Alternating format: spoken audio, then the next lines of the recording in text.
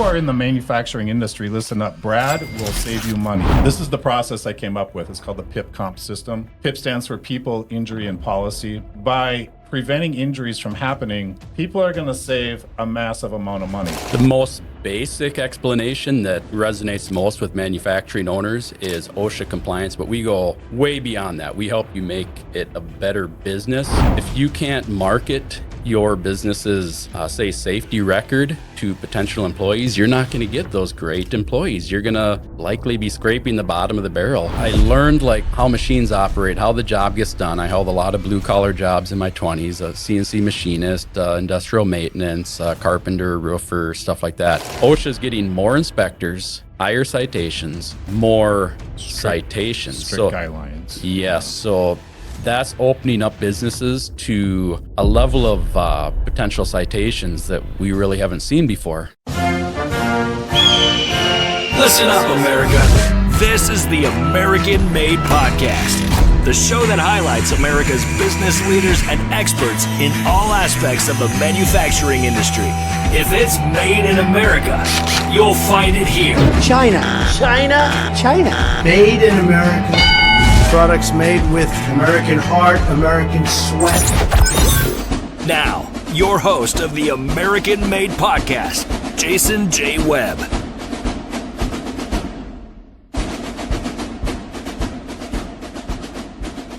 What's up, America? This is Jason J. Webb. This is the very first episode of the American Made Podcast. A little background. So I completed about 100 episodes of Minnesota Made, and that focus was strictly on Minnesota-based businesses, primarily construction and manufacturing. And I've been told I need to expand my reach. The Minnesota Made podcast has done very well. Thank you for that.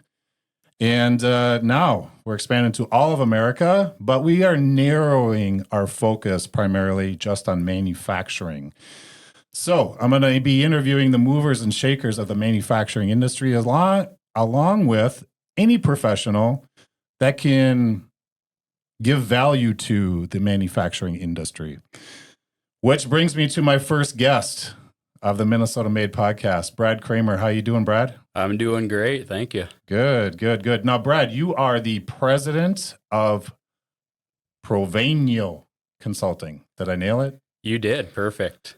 Awesome. Now, if you are in the manufacturing industry, listen up. Brad will save you money. And I'm going to give you a background on how he's about to save you money. Brad, you didn't know this was coming, but I'm a risk manager. I specialize in workers' compensation insurance. I have a medical background, so I have a unique approach to workers' compensation. Primarily being, I feel most insurance agents do a great job of transferring the risk to the insurance company, the risk being employee injuries, right?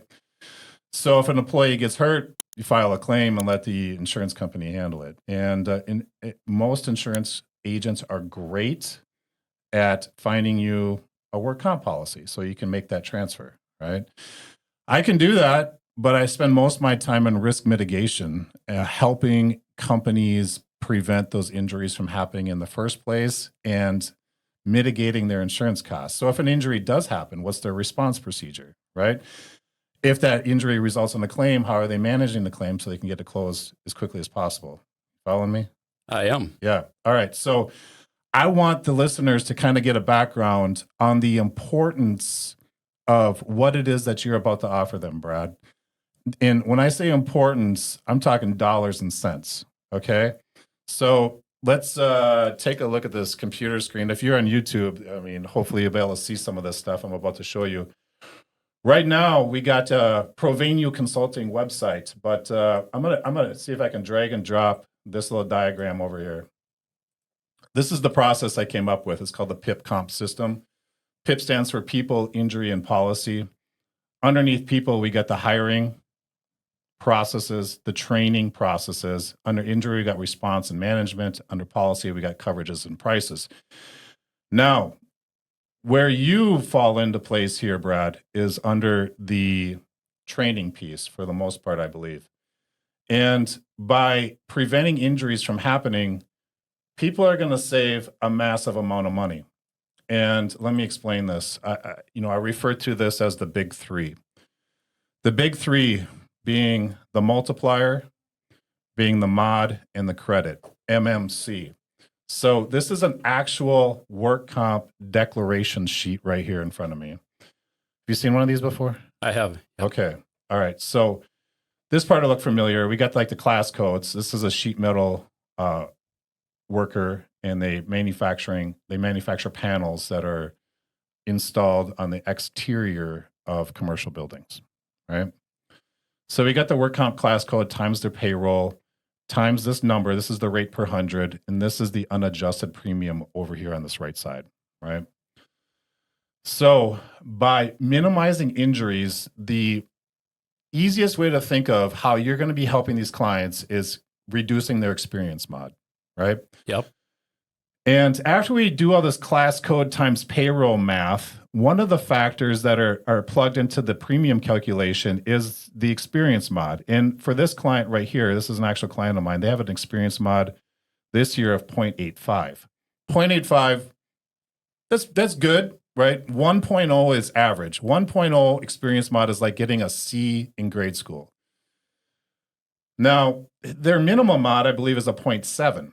So they can, if they've went 3 years of no injuries, no claims, due to you, Yep. right? They're working with you. They have 3 years of no injuries, no claims.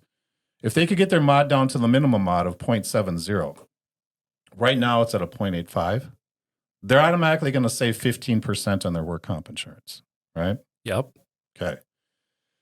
Now, what if their mod was 1.5, no, 1.4, and their minimum mod is 0.7, and you help them get them down to a 0.7, and they're currently at a 1.4, that's a 50% reduction in their mod. You're cutting their mod in half due to the work you're doing. You cut their mod in half, you're going to cut their premium in half, right? Yep. And they're paying $110,000 for their work comp insurance right now. They got a lot of payroll. They got a lot of employees. So by working with you, Brad, and if they were at a 1.4 and you help them get down to a 0.7, they'd be paying $55,000. They'd be saving $55,000 a year, right? You with me? Absolutely. So there's the mod. Next thing, scheduled credit. The scheduled credit on this client here is it says 0.60. It's a multiplier. So they're getting a 40% credit. And in the state of Minnesota, the work comp underwriters are authorized to give up to a 40% credit or all the way up to a 25% debit. That's a 65% swing in price, okay? Up to their discretion. And a big determining factor for that is, well, what's their claim history? Are we going to make money on this account, or are we going to have to pay a bunch of money out in claims? And by implementing some of the things that you're about to offer, Brad, well, if I'm an underwriter and they haven't had any claims or minimal claims in the last 3 to 5 years, well, I'm going to max out the credit. They're going to save, I'll give them a 40% credit. If they had a bunch of crazy claims in the last 3 years, well, now I might debit the account up to 25%. So there's another 65% you could save them on their work comp insurance. This through the scheduled credit. Okay. Yep. So we got the mod, we got the credit. Last piece, the multiplier. This is all, I also call this like a tier.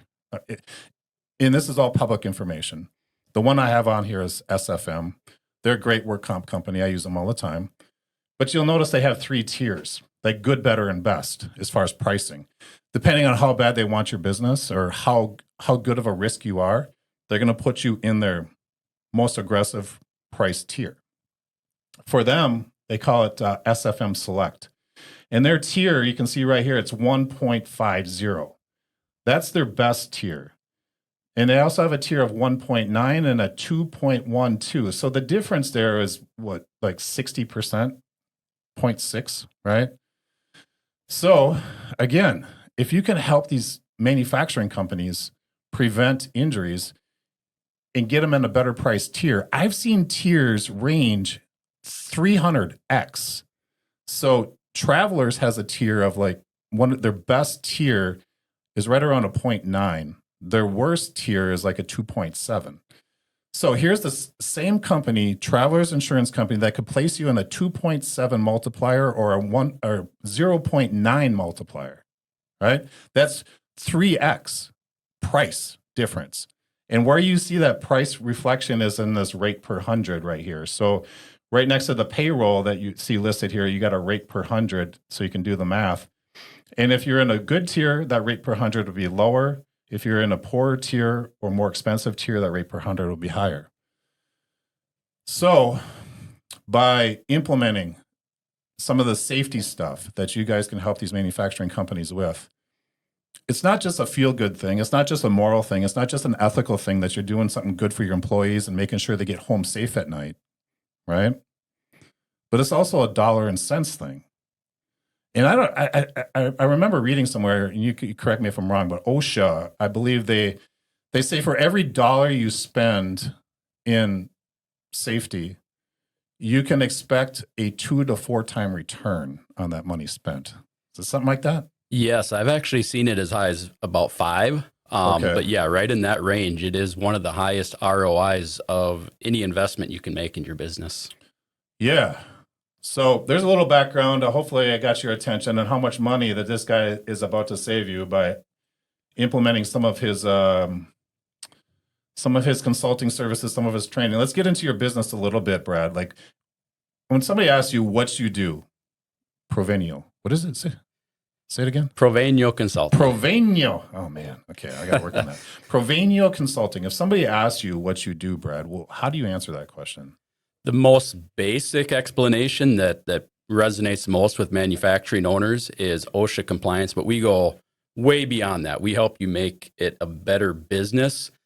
For example, if you have an employee that gets injured, for one thing, you have all your work comp costs and stuff like that that go with it. But now you have to find another employee to replace them. Mm-hmm. So that, let's say that employee now they have lost time, so they're going to stay home and recover. Maybe because they're on medication or something like that because of the injury. So you might have to pull an employee off another production line or somewhere else in your business and move them over. They may not be used to that job, so their production is going to lower. Or you might have to hire somebody for if they're going to be out long term. So now you have to figure out, okay, when this employee comes back, what am I going to do with the replacement? So you lose a lot of productivity plus your employee engagement. Employees don't want to work somewhere where they don't feel valued. They don't feel cared about. There's no better way to tell your employee, I don't care about you, than to put them in harm's way. So we help eliminate that. That helps employee morale. As well as right now, it's hyper competitive for good quality employees.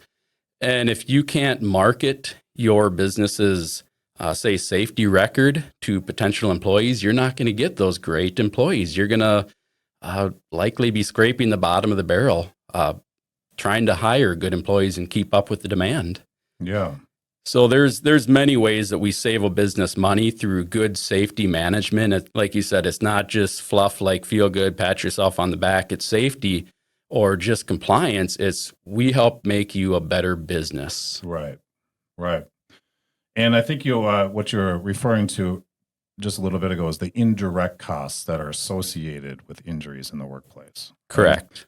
So Joe gets injured. He's sitting at home right now, recovering, and you have to bring Steve over to take Joe's position. Now, maybe Steve's the new employee that's going to require all kinds of new training, and who's ever training Steve, that's another cost, another time suck. Right? Yep. Steve isn't going to be nearly as good as Joe was. So his production might be 50% of Joe's for the first month or two. Mm-hmm. Right? There's the paperwork involved. There's the follow-up. There's the, HR and admin and all their time that's involved into Joe's injury. Right? Yeah, it can get quite expensive. It is not, when people think, well, injuries don't cost that much. They don't make my work comp insurance go up that much. Well, one, that's wrong. It is going to cause your experience mod to go up, which is going to cause your work comp insurance to go up. And that injury lingers on your experience mod for 3 years. So it doesn't just go away. And when it causes your experience mod to go up, price goes up. So I think a work comp insurance, in essence, is like a finance company. here's a $10,000 injury that the work comp insurance company had to pay, and it's going to cause your work comp premiums to increase, let's say $4,000 next year. And it's going to be $4,000 next year and $4,000 a year after that until that thing falls off. So now you essentially just paid the work comp insurance company back $12,000 for that $10,000 injury. Yep. So that's the direct cost. But then you got to consider, like we said, all these indirect costs that are associated with it, right? All right, let's talk a little bit about Brad the person. Where are you from, Brad? Albert Lee, Minnesota. Albert Lee. Where is that exact? That's south, right? So it's straight south of the Twin Cities here on I-35 and I-90 at the crossroads. Okay. So about 10 miles north of Iowa. So when we got a southern wind, we can smell Iowa coming over. Oh, it smells like cotton candy, I bet. Not Just quite. a little joke I use with my Iowa friends. So. Yeah. Well, you know why the Mississippi flows south? Why is that? Because Iowa sucks. Sucking the water? I don't know. Okay, so you grew up in Albert Lee. Yeah. What was childhood like? Well, I actually grew up, we moved down there about 10 years ago, my wife and I. I'm from the Alexandria area. Oh, you're from Alex. Yep. Okay. All right. So tell me about childhood. You got siblings? What'd you do as a kid? I just like to play out in the woods and stuff like that. Lived out in the country a good chunk of my childhood, and I like to disappear just out into the woods and play out in the woods. I was a Boy Scout and stuff like that. So Okay. All right. Lots of adventures. Yeah, that's awesome. I did the same thing growing up. I grew up out in the country, and we had a big woods, probably like 40 acres in the backyard, and only child. I always had dogs. So had to use my imagination to stay entertained, you know what I mean? Then the closest neighbor was like half mile away. Yep. And it was like no kids around there except for my cousins who were across the woods. So, yeah, I get it. Do you have brothers or sisters? I kind of came from a blended family, so my closest brother was 8 years younger than me, and then a sister 10, and brother 12 years younger than me. But I spent a good chunk of my childhood too. I'd spend the summers with my dad, and he worked in a lot of different industrial settings. For example, Madsen Boat Works used to be in Big Lake, and I used to play in back in the factory production area and use the plasma cutter. I think I was like 10 years old at the time. So this was when Teenage Mutant Ninja Turtles were big, and I was making swords and stuff out of galvanized steel with the plasma cutter at an age where now I would tell my clients, please don't let your 10-year-old kid back in the factory and do this. But spent a lot of time on, like, both my grandparents had farms, both beef and crop. Ended up getting silo gas poisoning when I was 13. Didn't put me in the hospital, but darn close, my uncle and I. Say that again? Silo gas poisoning. Yep. So when you put silo, you store what, like the corn in? So a grain bin is going to be for like the dry corn, the grain, and the silo is going to be for like your chopped corn, like the whole corn, silage. or silage, or like clover and alfalfa mix. And I've followed a truck hauling that crap before, and it stinks bad, right? It has this. At first, it smells bad, but when it's a real sweet, fermented smell. Or you learn to love it. Yeah. Yep. When I walk into a town when I drive into a town that has a big, like silage, a lot going on there, it's just a sweet smell. It's very familiar. Yep. Yeah. All right. So what happened? I mean, you're playing on the silage pile and. No, this was up in the silo. We had just filled silo. We ran the blowers. You're supposed to run the blower to get any, it gives off methane and hydrogen sulfide and consumes the oxygen as it ferments. So if you go up in that silo without turning the air over, you can actually pass out in there. Just north of Alexandria, there's actually a family a few years ago that, the little boy passed out. Dad, who was also on the fire department, went in after him. And then the uncle went in after him. And both the dad and the uncle were firefighters. The uncle was the chief. That town lost 3 people, 2 of them on the fire department, just in a matter of minutes. They all died? Yep. Oh my gosh. I didn't know them, of course, but that was, kind of hit close to home being where I was from. Right. Brandon, just a few miles away from Alexandria. But seeing those kinds of hazards in my childhood, my dad drove a truck a lot, so I got to see manufacturing companies like I'd step out of the truck in the middle of the night as he was being loaded in, say, like a lumber mill. And like down in Florida where he'd haul a lot, just see like all the equipment. A lot of times their lumber mills are kind of out in the open there. So you'd see all the equipment. So as a kid, I got a lot of freedom in manufacturing and industry and ag facilities to see that kind of stuff. And that kind of kindled a lifelong interest for me, how things work, how things are made. Yeah. So, yep. Cool. So did you go to high school and graduate from Alexandria? Well, I actually moved over to Melrose for my last few years, moved in with my dad. So Melrose. about right between Alexandria and St. Cloud on I-94. Did you play hockey? Just pick up games, no organized. Melrose, I think, of hockey. They're big in hockey, aren't they? Yep. Yeah. They also have a great swim team. I swam varsity my freshman year. So, okay. Yep. So You hockey. look more like a hockey player than a swimmer. Well, I started playing rugby this summer, so. Oh. That, That'll toughen you up, huh? Yep. You yep, still it's got fun. both your ears? Well, I was born with bad hearing, so I got hearing aids, but I got no cauliflower ear. Nope, no cauliflower ear or anything like that. Yeah, my boys and I were looking at rugby injuries on Google. Mhm. Right? Bro, some of those injuries, they got pictures of it from rugby games. Mm-hmm. Nasty. Like ears Yep. almost completely ripped off. Shh, don't let my wife hear this. Do you wear the headgear? No, I don't wear a scrum. Okay. All right. I just started playing this summer. And so. you're a safety guy. Yep. Oh, okay. All right. Rugby, safety. I see the connection. Well, the interesting thing is, and I actually did a social media post on this not too long ago. Why would I, as a safety professional, like play rugby or go cliff diving and things like that I've done? And when you keep yourself in shape and you like learn the ins and outs of these sports, for example, rugby is a very safe sport for the most part. Even though it looks very violent, there's very specific rules around tackling. You can't come in and tackle from the side. You can't tackle. You don't defend like you do in football. So there's a lot of very specific skills and rules that come into it that make it actually a very safe sport, despite its ruggedness. Yeah. And it's when you learn those skills and you practice it right.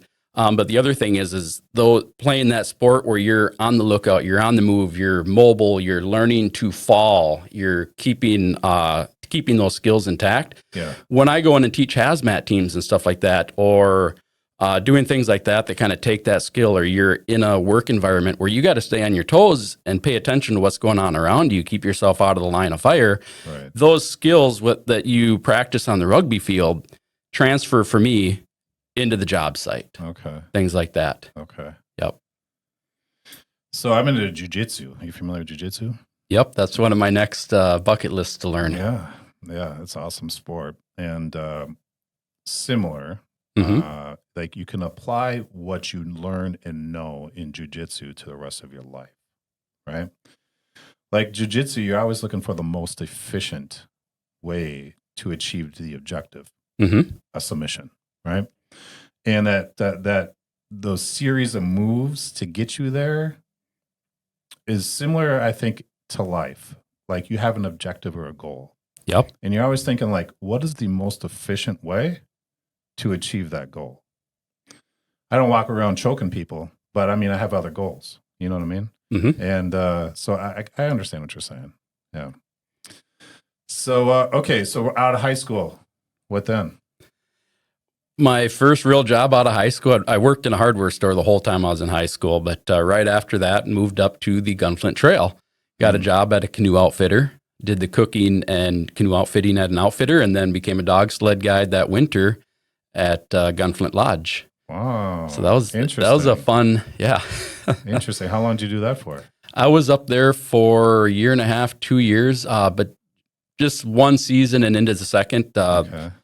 July 4th, 1999, a huge derecho went through there and just leveled tens of thousands of acres up through the boundary waters. After that, I moved down south again and kind of went into industry. Okay, what leveled the acres? Derecho. It's a big windstorm. Derecho. Yeah, they're like 100-some-mile-an-hour windstorms. Just leveled trees like in a matter of minutes. We had a huge one go through Iowa. What was it, about 3 years ago? Leveled a lot of land down in Iowa. Oh, it's not a tornado. It's just high winds. Correct. I mean, it looked like a tornado when you went up like on a hill, and you could see this. I mean, it looked like Paul Bunyan took his axe and just like leveled that 20 feet up, a whole swath of trees, like a couple Holy miles cow. wide. It was yeah. What do you call that? What's the name? Derecho. Derecho. Yeah, DERACHIO, I think. Wow. All right. So then you got into manufacturing after that? Yep. My father had started a CNC machine shop right after I graduated high school. So I was one of his first 3 employees, operated the CNC machines, mills, and lathes. Yeah. And that's what kind of got me into that. I did a lot of the maintenance for the machines, stuff like that. So that got me interested in the actual operation of the machines, like legitimate as an employee, not a kid back there just Making playing with swords. things. Yeah. Exactly. Yeah. So how did all that transition into your company now? So I learned like how machines operate, how the job gets done. I held a lot of blue collar jobs in my 20s, a CNC machinist, industrial maintenance, carpenter, roofer, stuff like that. In my 30s, I did more management, got into EHS management because I'd also had a degree in criminal justice. So understanding the regulations, case law, stuff like that, made it easy for me to understand the regulations and apply them. And you said EHS for the listeners that don't know what that is. What is that? Environmental health and safety. So usually the EHS manager or coordinator is responsible for the OSHA compliance, all the safety training, the environmental reporting, all that kind of stuff. Yeah. All right. So you did that for a while and you're like, hey, I'm just going to do this on my own. Well, I was also a firefighter, volunteer firefighter on the side at various points. Most recently, just about 4 years with Albert Lee on the paid on call department, both as a firefighter, emergency medical responder, and eventually instructor. And so taking the OSHA compliance side, as well as the emergency response side, and putting them together, because there's a lot of excellent trainers that they might be firefighters and they have the really good tactical training, but they don't really understand the OSHA side. And a lot of like OSHA type, the safety trainers haven't had that hands-on emergency response. So I married the two together. Okay. So that's where I've always wanted to own my own business. So Yeah. that's why I kind of brought it together. Yep. Yeah. Awesome. So what are, like, I don't know, a couple of the most common things you might go into a manufacturing company and help them with? Mm-hmm. I would say use the client I'm going to tomorrow. They started out like I wrote their policies and procedures starting out about maybe 3-4 years ago. Policies and procedures regarding safety. And is that all like the AWARE program? Or are we talking about like fall protection program, prevention programs, or all of it? Or Yep, they don't really do anything from heights, but so like their forklift training, their chemical safety, their machine guarding and lockout tagout. We'll be doing their first aid CPR training, and we just transitioned to what's called fractional safety management. So in the last few years, fractional management has really kind of exploded and become a new thing. yeah, I've heard it in the context a lot, like fractional CFO. Where a company's growing, they can't afford to, bring on a CFO full time, but they understand there's a need for it. So they find a dude that's a CFO for 10 companies that he splits his time amongst, right? So you're doing a similar thing for safety? Absolutely. So we can write and manage their programs and do all their training that's needed. So rather than trying to shove all our safety trainings in, say, 1 or 2 sessions per year, every month now, I'll go in on the end of the day on Thursday and just do a quick, maybe 1 hour training on 1 or 2 specific topics so we can break it down. Tomorrow, I'm actually meeting with their insurance underwriter, or their insurance agent is going to be there. So I'm going to meet with them and say, hey, how can what kinds of things do we have in place that can help your underwriting process to save them money? What types of challenges do you see in their underwriting process that we can include in our services to get them the better deal, make them more insurable? I bet I could answer that question for you right now. You bet. So you're talking to an underwriter tomorrow? The agent will kind of be there. Yep. Okay. If you can remember this, you're going to impress them. Okay. Okay. All right. So PIP, people injury policy. Mm-hmm. Okay. Under people, hiring. So let's just talk about the hiring process of the people. Yep. I think Travelers was the one that did a study a few years ago, they reviewed 1.5 million of their work comp claims. And one of the interesting things that they discovered was 35% of all work comp claims occur within the first 12 months of employment. Okay. So that's over a third of all workplace injuries occur with new employees. Yep. Right. So then the question becomes, and the underwriters understand this, well, what's your hiring process like to try to ensure you are only hiring those most qualified or most able mentally and physically to perform this job? Mm-hmm. What's your process? What's your checklist? And so on here, I list some things that I work with my clients on regarding the hiring process. I mean, the first few are, say, a hiring checklist. Do you have one? Like, what's your process? Mm-hmm. Employee manual. Do you have well-written job descriptions for each position? And just in the job descriptions, there's a lot of things that consider with just that. I mean, each job description should have a physical requirements section that's very detailed. Yep. That gives the new candidate a really good idea if they can perform that job or not. Mm-hmm. Right. The department, I think it's the Department of Labor, they published like 5 classes of how difficult a position can be, like from sedentary to very heavy. And very heavy is defined as, and it has its own definition, lifting over 100 pounds per day, lifting over 50 pounds several times per day. Mm-hmm. And I feel like that should also be in the job description. Like, which one of these 5 best fits this position? There should be some verbiage on the job description that says something like, in addition to the essential tasks listed above, you will also be required to perform other duties that are considered essential to this position. They should be required to sign and date the job description. I mean, this gives you a few. Okay. Mm-hmm. So there's the hiring process. So underwriters are going to want to know what the hiring process is for that company. They want to know what kind of training, and I kind of put those in buckets too. Like, I got the onboarding training, and then we got the training for existing employees, right? And under existing employees, we got the formal training, safety training, and informal, right? So, and then I'm just going to go to these next 2. Under injury, the underwriter is going to want to know, okay, how do you respond to a new injury? Mm-hmm. Do you use the triage service where an injured person would be able to speak to a registered nurse 24/7, and the nurse will decide, make a medical decision on the next appropriate avenue of care? And it could be, I just go back to work, or take the day off, or go home, put ice on it, take some ibuprofen, come back to work tomorrow. Or it could be go straight to the doctor, Mm-hmm. So what's your new injury response procedure, and how do you manage injuries? So the big one there, I feel like one of the big ones is the return to work program. Do you have and follow a well-written return to work program? Do you already have a list of sample light duty available, ready to go? Are you offering light duty in writing as you would a job offer? Yep. Are you presenting your return to work program in a manner that's a benefit to the employees? Because it is an employee benefit. Yep. Right? Because if they get home and if they sit home and try to recover from this injury, 1, it's going to take them longer to recover. 2, they're only going to receive 2/3 of their average weekly rate.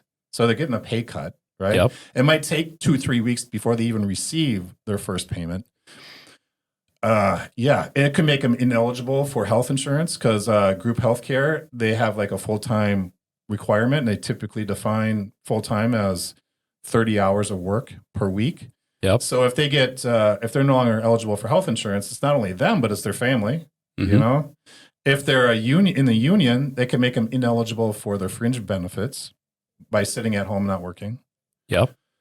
So, and then so that's it. So I think those are the big ones as far as what the underwriter is going to be looking for. It's like, what is the hiring process? What are you doing for training? And so I come across these clients too that might have a return to work program already in place, or they're already doing triage. And I talked to the underwriter. I'm like, well, they're only getting a 20% credit. What can we do to max that scheduled credit out to 40%? Yep. Oh, well, they got to have a return to work program. And I just took over the account and I'm like, well, they do. Well, nobody's ever told me. Yep. Well, let me send it over to you. And right out of the gate, man, they saved 20% just like that. You know? Yep. So if you have any questions after that meeting, let me know. I can help you. Yeah, and some of the things that, for example, that we're helping with that under our fractional model is I just introduced them to Big Stone Therapies. They're physical therapist company. So rather than my client like sending their employees to the ER unless they have like a cut that needs stitches or a true injury. Blood, Yep.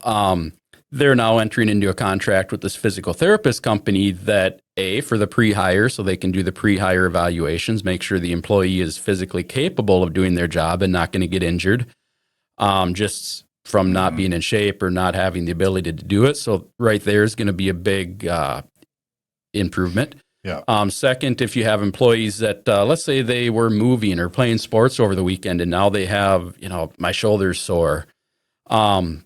Under this contract, they're going to be able to send that employee to the physical therapist. And just as kind of a benefit to that employee, but also because that employee is going to feel better and move better sooner, they're going to be more productive. So even though the employer is going to pay, that's kind of paid out of pocket as a benefit for the employee, it's going to have productivity benefits for the employer. And this is a physical therapist? Correct. Are these employees going to be going off-site, or is that PT going to be coming on-site? Or for that specific one, it'll be offsite just because it's a smaller employer with about 20 employees. Sure. But one of their neighboring companies, just a few doors down, that's also one of my clients that has a similar service. This physical therapist actually sets up an office on their location 2 afternoons a week, I believe it is. So any employee for any reason can go down and see them, get checked out. It doesn't matter if they hurt themselves at home or if it's work related. They can go and have that physical therapist look at them and either address it before it becomes a real injury, or if, like I said, if it's a personal injury, help them get better, feeling better sooner. Yeah. So it helps in a lot of ways. And by keeping that employee out of the ER or out of, that type of medical like triage, like you said, where they're going and they're probably going to get medication or pain reliever if they go there, and they're probably not going to get that real good return to work procedure. It's just going to be appointment after appointment that gets drug out. And of course, that increases your rates as the employer. Yeah. So it's bringing a lot of incentives to that business. Yeah. Through that, for example. Yeah. Yeah. And it can be used to attract talent, like we talked about earlier. Absolutely. If I'm looking for a job and this is one of the employers I'm interviewing with, along with 2 others, and this employer offers this PT, this physical therapy at my whim, for injuries, I mean, I would view that as a positive for sure. Absolutely. Quick note, you mentioned the pre-hire screenings. That's something I also recommend my clients to do when possible. Have you ever heard of Minnesota Occupational Health here in the Twin Cities? Yes. There's 4 locations. Yeah. I haven't worked with them yet. I've just started getting more into the metro area for business, but yes, I have heard of them. Yeah, they're awesome. If you are a business located in the Twin Cities area and you're not sending or recommending, you can't technically tell them they have to go there. But if you do it in a way that's convincing, most likely they're going to go there. Right? Yep. But if you're not sending your injured employees or recommending your injured employees to go to Minnesota Occupational Health, man, you're missing the boat. And these guys will get them back to work quickly. They'll have clear work descriptions. They work with Summit Orthopedics, so if they do need surgery, Summit's on top of it. Like I've come across horror stories, bro. Horror stories as far as injuries are concerned. Never had it happen when an injured person goes to Minnesota Occupational Health, right? That's a great testimonial. Yeah, yeah. And they do those pre-hire screenings. So from what I understand, the ADA calls this post-offer pre-employment screenings. Post-offer pre-employment screenings, which means you're offering them, post-offer, you're offering them the position contingent upon them completing the screening and passing it, right? Yep. And that offer should be in writing, again, according to the ADA. And people are sometimes taken back, like, this is legal? Like, I can send them to the doctor to get checked out to see if they can perform this job, like I can legally do this. Not only is it legal, but it's the preferred hiring practice of the ADA. It's preferred, right?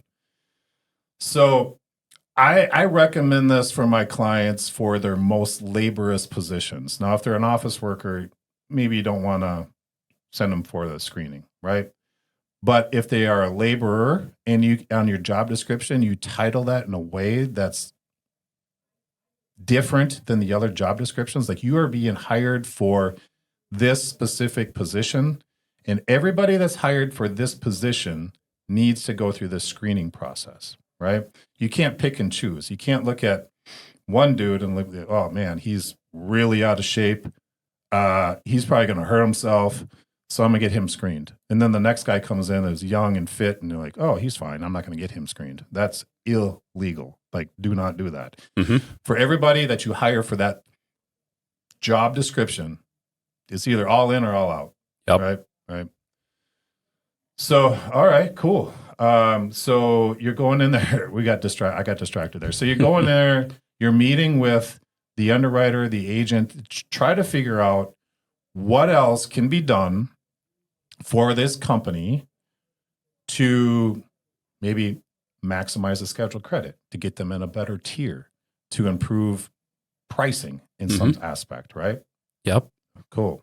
Give me another one. What's another one that you might get coming up for a meeting, or one that you just attended? What did you do for them? Well, there's a large manufacturing company that I do there. It's called HAZWOPER training, hazardous waste operations and emergency response. So they have a hazmat team. And I do that annual training, and looking at their program and making recommendations. For example, a lot of their maintenance guys have beards, but they're also on the hazmat team. Well, if you're going to wear an SCBA, you have to be clean shaven, both when you get the respirator fit test and anytime you're going to wear that respirator. So looking at all their guys that they're not going to shave unless they absolutely have to. And I'm not going to shave my beard, bro. Yep. No. So saying, okay, why don't we use a PAPR, powered air purifying respirator, one that doesn't use a tight-fitting face shield. It just goes over your head like a hood. Yeah. So as long as we're not above 300 parts per million of ammonia, they can go into that room, or, if there's a small leak, and manage that leak. We're in a PAPR, and that completely eliminates the issue of having to shave and have a tight-fitting SCBA unless they're going in above the IDLH, or immediately dangerous to life and health level of 300 parts per million. So that'd be another example of just a recent client that I've worked through a process change that improves their business, improves, the employees aren't sitting there going, well, I'm supposed to be clean shaven, I'm not. And there's this big gray area. So what if they didn't do that? What if they just well, whatever? It puts them at risk of employee injury, right? Puts them, there's a liability aspect to it. You're putting your employees in harm. Yep. But then there's the OSHA citation fine piece of it too, also, right? Yep. Yeah. What do those OSHA fines get up to nowadays? Well, in Minnesota, we're under a state plan, MinOSHA. In Minnesota, it's $70,000 max for a max citation. That's a serious, like a repeat violation, something that's very serious. Federal OSHA just increased it to just over $156,000, so is just about a $15,000 increase. Minnesota OSHA is probably going to be getting in line with that. I've heard by the end of this year or maybe next year. So Minnesota has been a little bit insulated from that higher citation amount, but I see that getting in line with federal amounts. So for a serious violation, that's a lot of money. Not many employers can afford to write out a $150,000 check. Yeah. The other thing is OSHA just came out with earlier this year with guidance to their inspectors saying no longer lumping together similar violations. So if we see the same violation 3 times, rather than saying, I saw this violation 3 times, here's one citation. Now they're supposed to cite it 3 separate times. So maybe they would have cited it $5,000 total. Now it's going to be 3 $5,000 citations. Or if they were just in the same category, like lockout, tagout, now they're supposed to cite each one individually. So OSHA is getting much more aggressive with not just the amount, but how they're citing them, as well as, for example, they're coming out with some NEPs or national emphasis programs. Earlier this year, they came out with one for working from heights. So if an inspector is driving by and they see somebody, say, working on your rooftop HVAC unit, now they are required to stop and do an inspection. If somebody's out on an aerial lift in the parking lot changing light bulbs, they now have to stop, even if they don't see a violation. You're working from heights, they have to stop. They did the same thing to warehouses. Now they have a NEP around warehouses and distribution centers. So they are going to be showing up at warehouses and, like super centers, like your Sam's Clubs and Super Walmarts and stuff like that, or Costco's and places like that, as well as grocery stores and hardware stores and a few other high-risk retail places that have like loading docks and stuff like that. Those loading, unloading areas are now subject to the new NEP. So OSHA's getting more inspectors, higher citations, more citations. Strict guidelines. Yes. So that's opening up businesses to a level of potential citations that we really haven't seen before. So it's getting much more aggressive. Yeah. Which means there's opportunity for Provenio. Absolutely. Consulting, right? I don't like to focus on, the scare tactics and OSHA compliance. I want to benefit your business, not just protect you from OSHA. I want to help you with the employee morale and productivity and things like that. Yeah. But yes, it is definitely. Well, I think it's pretty cool that you're sitting on that meeting with their insurance agent and the underwriter. That's unique. I would never have guessed you would do something like that. That's going above and beyond, if you ask me. Thank you. Yeah. Lockout tagout, you mentioned that, and it reminds me of a claim. Probably the biggest shit show claim I've ever been involved in. And this injury happened before they became a client of mine. But this young man working in a machine shop, for whatever reason, took a screwdriver and stuck it in an electrical panel, trying to do something. And of course, that didn't go well. He got electrocuted, right? Shot goes up his arm. He's laid out. They call the 911, haul him away in an ambulance. And all communication suddenly stops with the employee to the employer. The employer would follow up. How you doing? What's the status? No return phone calls, no nothing, right? Yep. Immediately, that employee lawyers up. Yep. And gets this QRC, qualified rehab consultant, assigned to him by his request, and starts this whole nightmare of back and forth and litigation. And now he has an attorney, and now my client can't contact their old employee, the injured employee, directly. Now only the lawyers can talk to each other. But one thing that came up was that when OSHA came out there, because it was overnight hospitalization, right? And I think that triggers like an immediate or quick inspection by OSHA. Yep. Their lockout tagout was not up to snuff, so that panel was not labeled or locked. You know what I mean? Which didn't look good, and I think they got a small citation because it was the first offense. But yeah, it's interesting what you come across nowadays. It is. I've seen some interesting things. Yep.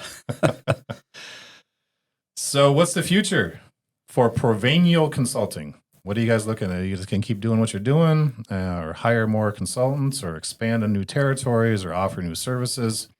What's the game plan here? Well, the future is bright. I don't want to get too much into details of the business plan side of it, but we cover everything under safety. So I partner with a lot of different contractors. So like, for example, if I need to introduce my client to a physical therapist, or like an NFPA 70E, the arc flash and electrical safety training, rather than me hiring every type of trainer out there or taking generalists that train on everything, or I have to now keep them busy. Now I contract with like other instructors or other trainers, other safety professionals to bring them in kind of under our umbrella. Yeah. Yet they still have their own business. So I'm not like... Employees can be a pain. right? Yeah. Like, so I'm with you, man. Like at one point in time, I think I had 7 employees working for me. And that took up probably, I don't know, it's probably not as bad as what it seemed to be. But in my mind, it's like, I did not enjoy that so much, right? So working with independent contractors and consultants that specialize in their own specific field, that's not, not somebody you have to babysit, that they're motivated themselves, right? I think is a smart move.